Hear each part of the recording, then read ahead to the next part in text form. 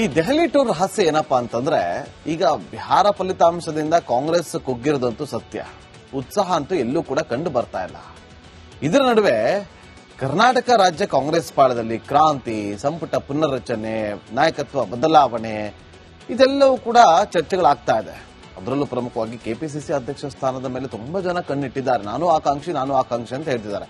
ಈ ಎಲ್ಲಾ ಜಪಕ್ಕೂ ಕೂಡ ತಾತ್ಕಾಲಿಕವಾದಂತಹ ಬ್ರೇಕ್ ಹಾಕೋದಕ್ಕೆ ದೆಹಲಿ ಟೂರ್ ಕೈಗೊಂಡಿರೋದು ಉಭಯ ನಾಯಕರು. ಸದ್ಯಕ್ಕೆ ನಾಯಕತ್ವ ಬದಲಾವಣೆ ಚರ್ಚೆಗೆ ತಾತ್ಕಾಲಿಕವಾದಂತಹ ಬ್ರೇಕ್ ಹಾಕಬೇಕು ಅನ್ನೋದು ಹೈಕಮಾಂಡ್ನ ತೀರ್ಮಾನ ಕೂಡ ಆಗಿದೆ. ಅಷ್ಟೇ ಅಲ್ಲದೆ ನಾಯಕತ್ವ ಬದಲಾವಣೆಗೆ ಕೈ ಹಾಕಿದ್ರೆ ಗೊಂದಲ ಅಂತೂ ಹೆಚ್ಚಾಗುತ್ತೆ, ಅದ್ರಲ್ಲಿ ನೋ ಡೌಟ್. ನಾಯಕತ್ವ ಬದಲಾವಣೆ ಬದಲು ಸಂಪುಟ ಪುನರ್ರಚನೆ ಮಾಡಿಬಿಟ್ರೆ ಸ್ವಲ್ಪ ಜನ ಸಮಾಧಾನ ಆಗ್ತಾರೆ. ಈಗೇನು ಮಾಡ್ಬೋದು, ಡಿ ಕೆ ಶಿವಕುಮಾರ್ ಅವ್ರಿಗೆ ಅವರೊಂದು 5-6 ಜನರ ಲಿಸ್ಟ್ ರೆಡಿ ಮಾಡ್ಬೋದು. ನಮ್ಮವ್ರು ಕೊಡಿ ಹೋಗ್ಲಿ ಅಂತ ಆಗ್ಬೋದು. ಸಿದ್ದರಾಮಯ್ಯ ಅವರು ನಮ್ದೊಂದು 5-6 ಜನ ಕೊಡಿ ಅಂತ ಹೇಳ್ಬೋದು. ಒಂದು 10-12 ಜನಕ್ಕೆ ಕೋಕ್ ಕೊಟ್ಟು ಹೊಸಬ್ರಿಗೆ ಸೇರಿಸ್ಕೊಳ್ಬಹುದು. ಹಾಗಾಗಿ ಇಬ್ರು ಕೂಡ ಅದರಲ್ಲೂ ಕೂಡ 50-50 ಶೇರ್ ಆಗುವಂತ ನಿರೀಕ್ಷೆ ಅಂತೂ ಇದ್ದೇ ಇದೆ. ಒಂದು ವೇಳೆ ಕರ್ನಾಟಕದಲ್ಲಿ ಕ್ರಾಂತಿ ಏನಾದ್ರು ಶುರುವಾದ್ರೆ, ನಾಯಕತ್ವ ಬದಲಾವಣೆ ವಿಚಾರವಾಗಿ ಚರ್ಚೆಗಳಾಗೋದ್ರೆ, ಕೆಪಿಸಿ ಅಧ್ಯಕ್ಷ ಸ್ಥಾನದಲ್ಲಿ ಚರ್ಚೆಗಳೇನಾದ್ರೂ ಆಗೋದ್ರೆ ಆಗ ಕಂಟ್ರೋಲ್ ಮಾಡೋದು ತುಂಬಾ ಕಷ್ಟ. ಗೊಂದಲ ಮಾಡೋದು ಬೇಡ, ಗೊಂದಲ ಮಾಡ್ಕೊಳ್ಳೋದು ಬೇಡ ಅಂತೇಳಿ ಹೈಕಮಾಂಡ್ ಮೌನವಾದಂತೆ ಕಂಡು ಬರ್ತಾ ಇದೆ. ಸಿಎಂ ಮತ್ತು ಡಿಸಿಎಂ ಜೊತೆ ಹೈಕಮಾಂಡ್ 1-to-1 ಚರ್ಚೆ ಮಾಡೋದಕ್ಕೆ ಮುಂದಾಗ್ತಾ ಇದೆ. ಸಿದ್ದರಾಮಯ್ಯ ಜೊತೆ ಹೈಕಮಾಂಡ್ ಮೀಟಿಂಗ್ ಅನ್ನ ಮಾಡಿ ಆಗಿದೆ. ಡಿ ಕೆ ಶಿವಕುಮಾರ್ ಇನ್ನೂ ಕೂಡ ಕಾದು ಕುಳಿತಿದ್ದಾರೆ. ರಾಹುಲ್ ಗಾಂಧಿ ಯಾವ ಟೈಮಲ್ಲಿ ಬೇಕಾದ್ರೂ ಅವರಿಗೆ ಕರೆಸ್ಕೊಳ್ಬಹುದು, ಮಾತಾಡಬಹುದು. ಇಬ್ರು ಕೂಡ ಪ್ರತ್ಯೇಕವಾಗಿ ಪರಿಸ್ಥಿತಿಯನ್ನ ಮನವರಿಕೆ ಮಾಡಿಸುವಂತ ಸಾಧ್ಯತೆ ಕೂಡ ಇದೆ. ನೋಡ್ಬೇಕು ಏನಾಗುತ್ತೆ ಅಂತೇಳಿ. ಡಿಸಿಎಂ ಡಿ ಕೆ ಶಿವಕುಮಾರ್ ಅವರು ರಾಹುಲ್ ಗಾಂಧಿ ಅವರನ್ನ ಭೇಟಿ ಮಾಡಿದ ಬಳಿಕ ಚರ್ಚೆ ಏನು ಮಾಡ್ತಾರೆ, ಅವರು ಏನು ಪ್ರಸ್ತಾಪ ಮಾಡ್ತಾರೆ ಅನ್ನೋದ್ರ ಮೇಲೆ ಎಲ್ಲವೂ ಕೂಡ ನಿಂತಿರೋದು. ಈ ದೆಹಲಿ ಟೂರ್ ರಹಸ್ಯ ಏನಪ್ಪಾ ಅಂತಂದ್ರೆ, ಈಗ ಬಿಹಾರ ಫಲಿತಾಂಶದಿಂದ ಕಾಂಗ್ರೆಸ್ ಕುಗ್ಗಿರೋದಂತೂ ಸತ್ಯ. ಉತ್ಸಾಹ ಅಂತೂ ಎಲ್ಲೂ ಕೂಡ ಕಂಡು ಬರ್ತಾ ಇಲ್ಲ. ಇದರ ನಡುವೆ ಕರ್ನಾಟಕ ರಾಜ್ಯ ಕಾಂಗ್ರೆಸ್ ಪಾಳದಲ್ಲಿ ಕ್ರಾಂತಿ, ಸಂಪುಟ ಪುನರ್ರಚನೆ, ನಾಯಕತ್ವ ಬದಲಾವಣೆ ಇದೆಲ್ಲವೂ ಕೂಡ ಚರ್ಚೆಗಳಾಗ್ತಾ ಇದೆ. ಅದರಲ್ಲೂ ಪ್ರಮುಖವಾಗಿ ಕೆಪಿಸಿಸಿ ಅಧ್ಯಕ್ಷ ಸ್ಥಾನದ ಮೇಲೆ ತುಂಬಾ ಜನ ಕಣ್ಣಿಟ್ಟಿದ್ದಾರೆ. ನಾನು ಆಕಾಂಕ್ಷಿ ಅಂತ ಹೇಳ್ತಿದ್ದಾರೆ. ಈ ಎಲ್ಲಾ ಜಪಕ್ಕೂ ಕೂಡ ತಾತ್ಕಾಲಿಕವಾದಂತಹ ಬ್ರೇಕ್ ಹಾಕೋದಕ್ಕೆ ದೆಹಲಿ ಟೂರ್ ಕೈಗೊಂಡಿರೋದು ಉಭಯ ನಾಯಕರು. ಸದ್ಯಕ್ಕೆ ನಾಯಕತ್ವ ಬದಲಾವಣೆ ಚರ್ಚೆಗೆ ತಾತ್ಕಾಲಿಕವಾದಂತಹ ಬ್ರೇಕ್ ಹಾಕಬೇಕು ಅನ್ನೋದು ಹೈಕಮಾಂಡ್ನ ತೀರ್ಮಾನ ಕೂಡ ಆಗಿದೆ. ಅಷ್ಟೇ ಅಲ್ಲದೆ ನಾಯಕತ್ವ ಬದಲಾವಣೆಗೆ ಕೈ ಹಾಕಿದ್ರೆ ಗೊಂದಲ ಅಂತೂ ಹೆಚ್ಚಾಗುತ್ತೆ, ಅದ್ರಲ್ಲಿ ನೋ ಡೌಟ್. ನಾಯಕತ್ವ ಬದಲಾವಣೆ ಬದಲು ಸಂಪುಟ ಪುನರ್ರಚನೆ ಮಾಡಿಬಿಟ್ರೆ ಸ್ವಲ್ಪ ಜನ ಸಮಾಧಾನ ಆಗ್ತಾರೆ. ಈಗೇನು ಮಾಡ್ಬೋದು, ಡಿ ಕೆ ಶಿವಕುಮಾರ್ ಅವ್ರಿಗೆ ಅವರೊಂದು 5-6 ಜನರ ಲಿಸ್ಟ್ ರೆಡಿ ಮಾಡ್ಬೋದು. ನಮ್ಮವ್ರು ಕೊಡಿ ಹೋಗ್ಲಿ ಅಂತ ಆಗ್ಬೋದು. ಸಿದ್ದರಾಮಯ್ಯ ಅವರು ನಮ್ದೊಂದು 5-6 ಜನ ಕೊಡಿ ಅಂತ ಹೇಳ್ಬೋದು. ಒಂದು 10-12 ಜನಕ್ಕೆ ಕೋಕ್ ಕೊಟ್ಟು ಹೊಸಬ್ರಿಗೆ ಸೇರಿಸ್ಕೊಳ್ಬಹುದು. ಹಾಗಾಗಿ ಇಬ್ರು ಕೂಡ ಅದರಲ್ಲೂ ಕೂಡ 50-50 ಶೇರ್ ಆಗುವಂತ ನಿರೀಕ್ಷೆ ಅಂತೂ ಇದ್ದೇ ಇದೆ. ಒಂದು ವೇಳೆ ಕರ್ನಾಟಕದಲ್ಲಿ ಕ್ರಾಂತಿ ಏನಾದ್ರು ಶುರುವಾದ್ರೆ, ನಾಯಕತ್ವ ಬದಲಾವಣೆ ವಿಚಾರವಾಗಿ ಚರ್ಚೆಗಳಾಗೋದ್ರೆ, ಕೆಪಿಸಿ ಅಧ್ಯಕ್ಷ ಸ್ಥಾನದಲ್ಲಿ ಚರ್ಚೆಗಳೇನಾದ್ರೂ ಆಗೋದ್ರೆ ಆಗ ಕಂಟ್ರೋಲ್ ಮಾಡೋದು ತುಂಬಾ ಕಷ್ಟ. ಗೊಂದಲ ಮಾಡೋದು ಬೇಡ, ಗೊಂದಲ ಮಾಡ್ಕೊಳ್ಳೋದು ಬೇಡ ಅಂತೇಳಿ ಹೈಕಮಾಂಡ್ ಮೌನವಾದಂತೆ ಕಂಡು ಬರ್ತಾ ಇದೆ. ಸಿಎಂ ಮತ್ತು ಡಿಸಿಎಂ ಜೊತೆ ಹೈಕಮಾಂಡ್ 1-to-1 ಚರ್ಚೆ ಮಾಡೋದಕ್ಕೆ ಮುಂದಾಗ್ತಾ ಇದೆ. ಸಿದ್ದರಾಮಯ್ಯ ಜೊತೆ ಹೈಕಮಾಂಡ್ ಮೀಟಿಂಗ್ ಅನ್ನ ಮಾಡಿ ಆಗಿದೆ. ಡಿ ಕೆ ಶಿವಕುಮಾರ್ ಇನ್ನೂ ಕೂಡ ಕಾದು ಕುಳಿತಿದ್ದಾರೆ. ರಾಹುಲ್ ಗಾಂಧಿ ಯಾವ ಟೈಮಲ್ಲಿ ಬೇಕಾದ್ರೂ ಅವರಿಗೆ ಕರೆಸ್ಕೊಳ್ಬಹುದು, ಮಾತಾಡಬಹುದು. ಇಬ್ರು ಕೂಡ ಪ್ರತ್ಯೇಕವಾಗಿ ಪರಿಸ್ಥಿತಿಯನ್ನ ಮನವರಿಕೆ ಮಾಡಿಸುವಂತ ಸಾಧ್ಯತೆ ಕೂಡ ಇದೆ. ನೋಡ್ಬೇಕು ಏನಾಗುತ್ತೆ ಅಂತೇಳಿ. ಡಿಸಿಎಂ ಡಿ ಕೆ ಶಿವಕುಮಾರ್ ಅವರು ರಾಹುಲ್ ಗಾಂಧಿ ಅವರನ್ನ ಭೇಟಿ ಮಾಡಿದ ಬಳಿಕ ಚರ್ಚೆ ಏನು ಮಾಡ್ತಾರೆ, ಅವರು ಏನು ಪ್ರಸ್ತಾಪ ಮಾಡ್ತಾರೆ ಅನ್ನೋದ್ರ ಮೇಲೆ ಎಲ್ಲವೂ ಕೂಡ ನಿಂತಿರೋದು. ಈ ದೆಹಲಿ ಟೂರ್ ರಹಸ್ಯ ಏನಪ್ಪಾ ಅಂತಂದ್ರೆ, ಈಗ ಬಿಹಾರ ಫಲಿತಾಂಶದಿಂದ ಕಾಂಗ್ರೆಸ್ ಕುಗ್ಗಿರೋದಂತೂ ಸತ್ಯ. ಉತ್ಸಾಹ ಅಂತೂ ಎಲ್ಲೂ ಕೂಡ ಕಂಡು ಬರ್ತಾ ಇಲ್ಲ. ಇದರ ನಡುವೆ ಕರ್ನಾಟಕ ರಾಜ್ಯ ಕಾಂಗ್ರೆಸ್ ಪಾಳದಲ್ಲಿ ಕ್ರಾಂತಿ, ಸಂಪುಟ ಪುನರ್ರಚನೆ, ನಾಯಕತ್ವ ಬದಲಾವಣೆ ಇದೆಲ್ಲವೂ ಕೂಡ ಚರ್ಚೆಗಳಾಗ್ತಾ ಇದೆ. ಅದರಲ್ಲೂ ಪ್ರಮುಖವಾಗಿ ಕೆಪಿಸಿಸಿ ಅಧ್ಯಕ್ಷ ಸ್ಥಾನದ ಮೇಲೆ ತುಂಬಾ ಜನ ಕಣ್ಣಿಟ್ಟಿದ್ದಾರೆ. ನಾನು ಆಕಾಂಕ್ಷಿ ಅಂತ ಹೇಳ್ತಿದ್ದಾರೆ.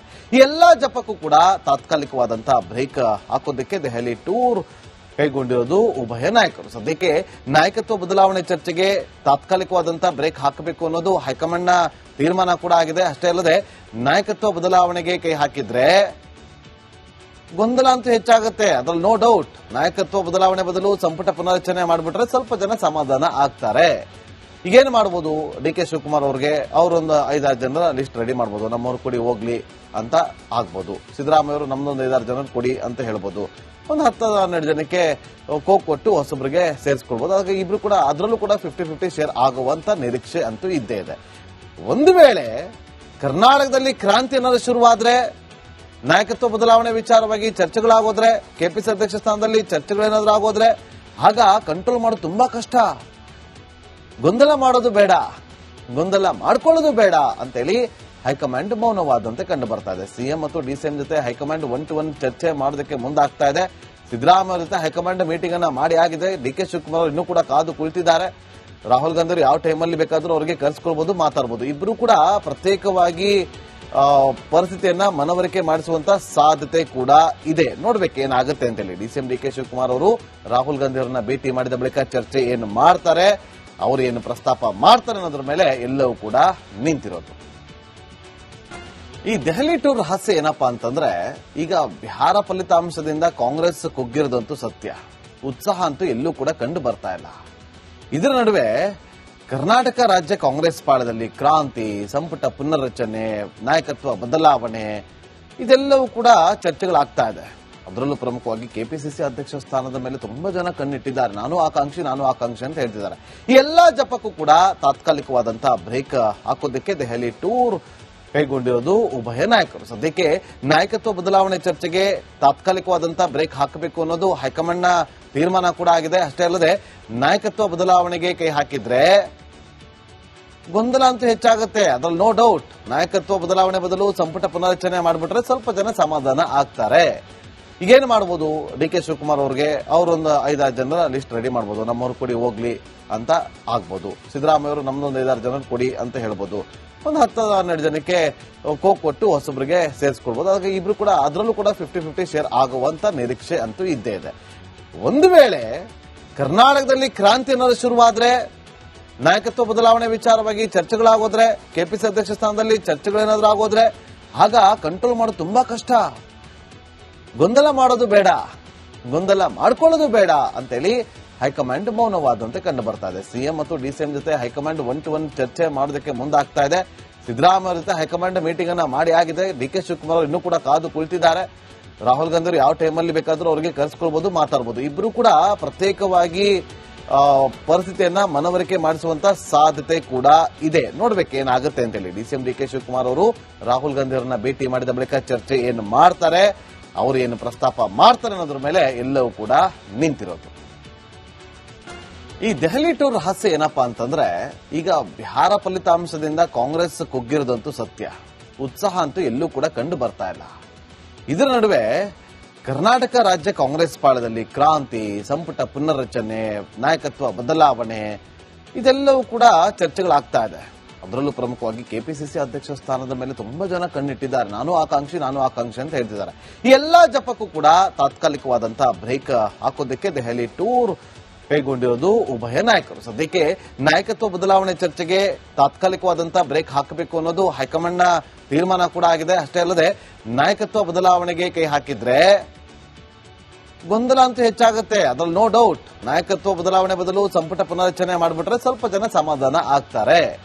ಈಗೇನು ಮಾಡ್ಬೋದು, ಡಿ.ಕೆ. ಶಿವಕುಮಾರ್ ಅವ್ರಿಗೆ ಅವರೊಂದು 5-6 ಜನರ ಲಿಸ್ಟ್ ರೆಡಿ ಮಾಡ್ಬೋದು. ನಮ್ಮವ್ರು ಕೊಡಿ ಹೋಗ್ಲಿ ಅಂತ ಆಗ್ಬೋದು. ಸಿದ್ದರಾಮಯ್ಯ ಅವರು ನಮ್ದೊಂದು 5-6 ಜನರು ಕೊಡಿ ಅಂತ ಹೇಳ್ಬೋದು. ಒಂದು 10-12 ಜನಕ್ಕೆ ಕೊಟ್ಟು ಹೊಸಬ್ರಿಗೆ ಸೇರಿಸ್ಕೊಳ್ಬಹುದು. ಹಾಗಾಗಿ ಇಬ್ರು ಕೂಡ ಅದರಲ್ಲೂ ಕೂಡ 50-50 ಶೇರ್ ಆಗುವಂತ ನಿರೀಕ್ಷೆ ಅಂತೂ ಇದ್ದೇ ಇದೆ. ಒಂದು ವೇಳೆ ಕರ್ನಾಟಕದಲ್ಲಿ ಕ್ರಾಂತಿ ಅನ್ನೋದು ಶುರುವಾದ್ರೆ, ನಾಯಕತ್ವ ಬದಲಾವಣೆ ವಿಚಾರವಾಗಿ ಚರ್ಚೆಗಳಾಗೋದ್ರೆ, ಕೆಪಿಸಿ ಅಧ್ಯಕ್ಷ ಸ್ಥಾನದಲ್ಲಿ ಚರ್ಚೆಗಳೇನಾದ್ರೂ ಆಗೋದ್ರೆ ಆಗ ಕಂಟ್ರೋಲ್ ಮಾಡೋದು ತುಂಬಾ ಕಷ್ಟ. ಗೊಂದಲ ಮಾಡೋದು ಬೇಡ, ಗೊಂದಲ ಮಾಡ್ಕೊಳ್ಳೋದು ಬೇಡ ಅಂತೇಳಿ ಹೈಕಮಾಂಡ್ ಮೌನವಾದಂತೆ ಕಂಡು ಬರ್ತಾ ಇದೆ. ಸಿಎಂ ಮತ್ತು ಡಿಸಿಎಂ ಜೊತೆ ಹೈಕಮಾಂಡ್ 1-to-1 ಚರ್ಚೆ ಮಾಡೋದಕ್ಕೆ ಮುಂದಾಗ್ತಾ ಇದೆ. ಸಿದ್ದರಾಮಯ್ಯ ಜೊತೆ ಹೈಕಮಾಂಡ್ ಮೀಟಿಂಗ್ ಅನ್ನ ಮಾಡಿ ಆಗಿದೆ. ಡಿ.ಕೆ. ಶಿವಕುಮಾರ್ ಇನ್ನೂ ಕೂಡ ಕಾದು ಕುಳಿತಿದ್ದಾರೆ. ರಾಹುಲ್ ಗಾಂಧಿ ಯಾವ ಟೈಮಲ್ಲಿ ಬೇಕಾದ್ರೂ ಅವರಿಗೆ ಕರೆಸ್ಕೊಳ್ಬಹುದು, ಮಾತಾಡಬಹುದು. ಇಬ್ರು ಕೂಡ ಪ್ರತ್ಯೇಕವಾಗಿ ಪರಿಸ್ಥಿತಿಯನ್ನ ಮನವರಿಕೆ ಮಾಡಿಸುವಂತ ಸಾಧ್ಯತೆ ಕೂಡ ಇದೆ. ನೋಡ್ಬೇಕು ಏನಾಗುತ್ತೆ ಅಂತೇಳಿ. ಡಿಸಿಎಂ ಡಿ.ಕೆ. ಶಿವಕುಮಾರ್ ಅವರು ರಾಹುಲ್ ಗಾಂಧಿ ಅವರನ್ನ ಭೇಟಿ ಮಾಡಿದ ಬಳಿಕ ಚರ್ಚೆ ಏನು ಮಾಡ್ತಾರೆ, ಅವರು ಏನು ಪ್ರಸ್ತಾಪ ಮಾಡ್ತಾರೆ ಅನ್ನೋದ್ರ ಮೇಲೆ ಎಲ್ಲವೂ ಕೂಡ ನಿಂತಿರೋದು.